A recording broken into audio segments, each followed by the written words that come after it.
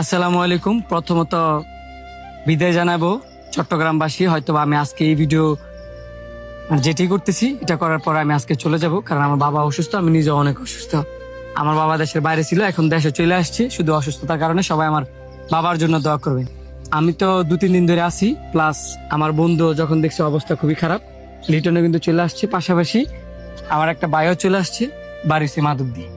কিসের জন্য আসছে? যারা এখন পরিস্থিতির শিকার তাদের জন্য।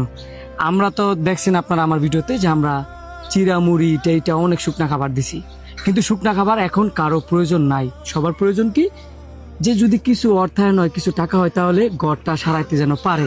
হালকা পাতলা করে হইলো ঘর দাঁড়ায় আছে, নিচে হইলো যাতে সারাইতে পারে।